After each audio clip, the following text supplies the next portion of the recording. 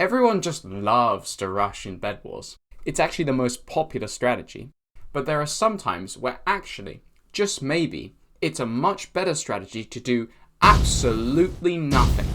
So as an example of what I mean, if you've got mid control and everyone else is focused on each other or just sitting on their base, you could do nothing. At that point, if the situation stays exactly the same, you're going to have sole control of any emeralds, which means that you'll put yourself in an excellent position to win the game. And if somebody does attack mid, or you, then you're in an even better position, information and resources wise, to deal with it. It's a perfectly reasonable strategy if you're in an advantageous position to just stay in that position. But to be clear, you do need to actually be somewhere advantageous. Be that map control or resources, it's got to be something worth sitting on. So that doesn't just mean sitting on your base for the entire game and expecting it to end well. It is worth noting though that there is a big exception to this rule. If you identify that one team is going to be an extremely big threat, then there's no saving for obsidian, sitting around or anything. It's full target that team while there are other teams alive to distract them. I would also argue it's much harder to do in solo and duo because you're keeping track of potentially 8 teams and making sure that they're not destroying your base, and that's way more difficult. It definitely can work later on in the game, but you just have to be a bit more cautious, especially as you're going to have one or no defenders if you're trying to just sit at mid and wait. So it's a lot more situational here, but it can and does definitely work because emeralds are even stronger in solo and duo than they are in 3s and 4s. Another important point is best illustrated on my favourite map, Dreamgrove. Admittedly, this map heavily favours having an organised team rushing bases instantly, and you can get there faster because of the small distance. Jurassic plays a lot like this too, and I'm sure a lot of solo maps do as well, I'm just not familiar enough with them to describe them. Although I could discuss how nobody goes to middle on this map, and how it's really OP when you get to the middle on this map as a result, the fact of the matter is that you're probably going to get rushed before you even get to mid. So how on earth is sitting still here and doing nothing for the first few seconds of the game helpful? Well, it means you can identify threats to your team. Too many times, not just during Dreamgrove, do I see the start of a bridge from one team to our base, and then our teammate pushes the other way. All this ends up with is my team having to fight a war on 2 fronts, so taking those extra 10 seconds to see if anyone starts pushing you first means that you hopefully have an even fight, or might not even have to fight anyone at all.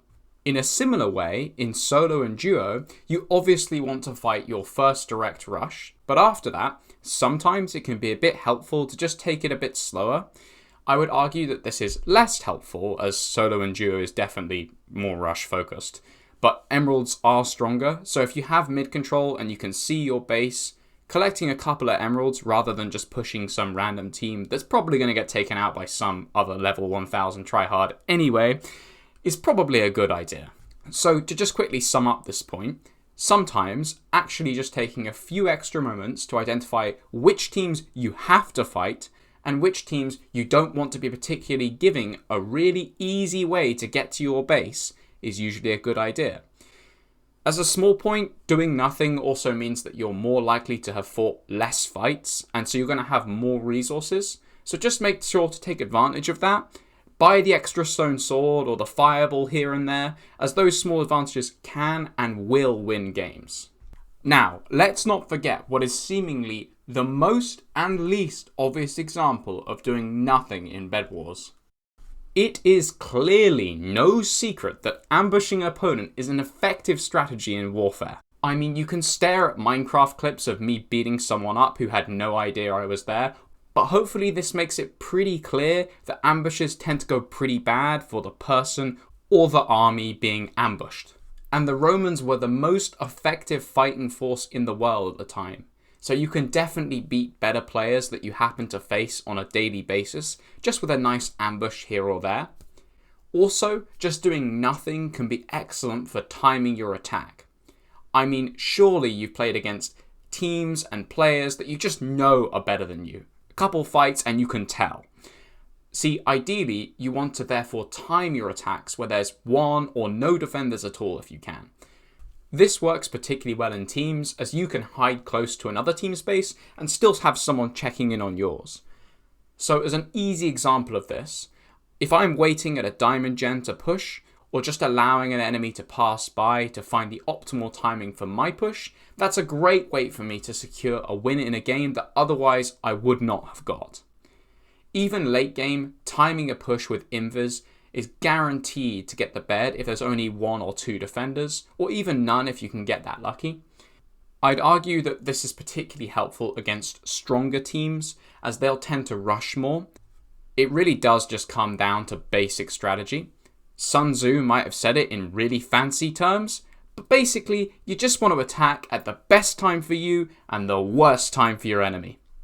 In a similar way, if you've just lost your bed, it can be best if there's more than one or two teams alive to just wait on your base for a little bit. Yes, okay, you do likely need some emeralds to win the game, or at least very high levels of protection to survive until the end game, but just taking a bit of time to gather enough to hold off a few pushes is a good idea. How many times have you thought, it's just one player, I'll leave them alone because you're fighting some other team, and then that one player ends up breaking your bed? So, to take advantage of that same mentality and allow yourself to be the least exposed possible, only go for emeralds and diamonds when you know there will be some and you have good timing to do so.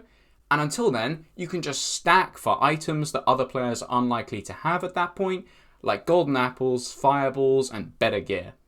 That will allow you to stay alive longer in clutches and give yourself more of a chance to have the gear and items necessary to maybe even win them. Lastly, let's not forget the importance of just set plays like getting to an opponent's base and you get above and you do nothing. Yes, okay, situation dependent again, but holding on until your teammates arrive, or at least buying time for your teammates to push other teams out, gather resources, or deal with any other threats is really great. Actually just living above another team's base usually keeps all the players who are aware of it there. This is probably so much better in 3s and 4s and only occasionally viable in 2s, but in solo, it's probably not that helpful as your base can just get attacked by somebody else. But anyway, the advantage of doing absolutely nothing here is that either A, the other team push you up high. That allows you to get at least 1 or maybe even 2 kills, and they waste all of that time dealing with you, which is time they aren't attacking your base. Or B, they don't push you and they just wait on their base. Then you gain all that map control and buy time for your team, or at least can choose when the fight will happen. And usually, the fight happens when you've got some teammates, and ideally some TNT from the high ground, which is just a free win. And yes, they could of course just push past you, and then maybe you have to do something, but if the majority of the team stays, that's great, and if only one or the minority of the team stays, you may have a chance to just get their bed, so either way it works out brilliantly for you. So yeah, just sometimes do nothing.